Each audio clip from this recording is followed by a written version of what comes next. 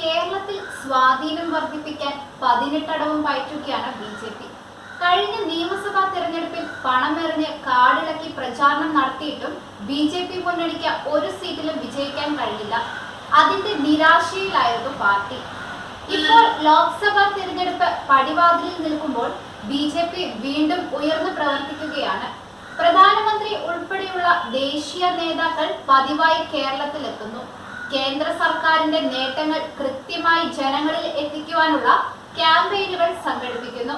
അങ്ങനെ LDFനും UDFനുമൊപ്പം ബി.ജെ.പി. നയിക്കുന്ന NDAയും കേരളത്തിൽ സജീവമായി മുന്നോട്ട് പോകുകയാണ്. സ്റ്റാർ വാല്യൂവുള്ള സ്ഥാനാർത്ഥികളെ മത്സരിപ്പിക്കാനാണ് ബി.ജെ.പി. നീക്കം എന്നാണ് സൂചന.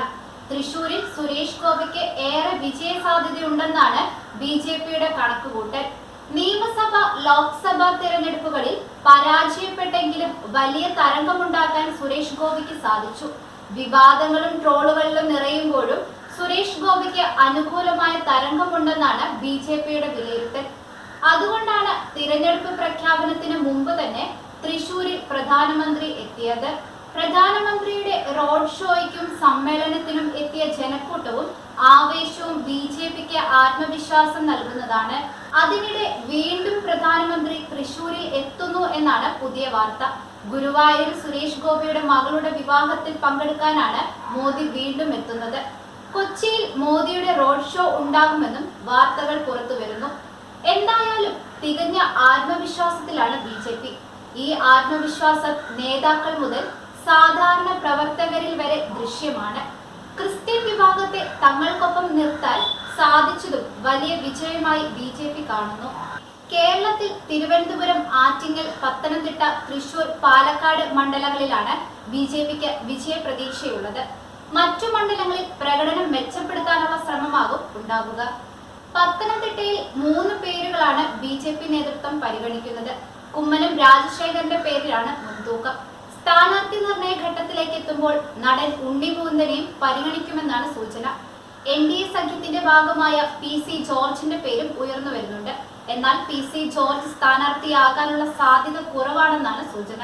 ബി.ജെ.പി. ആഭിമുഖ്യം പരസ്യമായി പറയുന്ന നടനാണ് ഉണ്ണി മുകുന്ദൻ. അതിന്റെ പേരിൽ വിമർശനങ്ങളും നേരിടേണ്ടി വന്നിട്ടുണ്ട്. അപ്പോഴൊക്കെ ശക്തമായ പിന്തുണയുമായി ബി.ജെ.പി. ഉൾപ്പെടെയുള്ള ഹിന്ദു അനുകൂല സംഘടനകളുടെ നേതാക്കളും പ്രവർത്തകരും ഉണ്ണിമുകുന്ദന് വേണ്ടി ശക്തമായ പ്രതിരോധം തീർത്ത് രംഗത്ത് വരാറുണ്ട്. മാളികപ്പുറം എന്ന ചിത്രത്തിലൂടെ ഹിന്ദു അനുകൂലികളുടെ പ്രിയ നടനായി മാറി കരിയറിൽ വലിയ ബ്രേക്ക് ഉണ്ടാക്കിയിട്ടുണ്ട് ഉണ്ണിമുകുന്ദൻ. ഉണ്ണിമുകുന്ദനെ സ്ഥാനാർത്ഥിയാക്കുന്നത് ഗുണകരമാകുമെന്നാണ് വിലയിരുത്തൽ.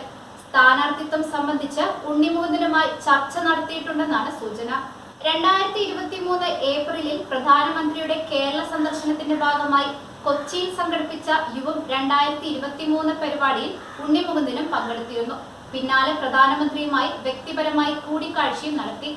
തുടർന്ന് ഉണ്ണിമുകുന്ദൻ പങ്കുവച്ച സോഷ്യൽ മീഡിയ പോസ്റ്റിൽ ഏറ്റവും സന്തോഷകരമായ അനുഭവം എന്നാണ് കൂടിക്കാഴ്ചയെ വിശേഷിപ്പിച്ചത്. മോദിയെ നേരിൽ കണ്ട് ഗുജറാത്തിൽ സംസാരിക്കുക സ്വപ്നമായിരുന്നു. 45 മിനിറ്റ് കൂടിക്കാഴ്ച ജീവിതത്തിലെ ഏറ്റവും മികച്ച നിമിഷമായിരുന്നു എന്നാണ് ഉണ്ണിമുകുന്ദൻ കുറിച്ചത്.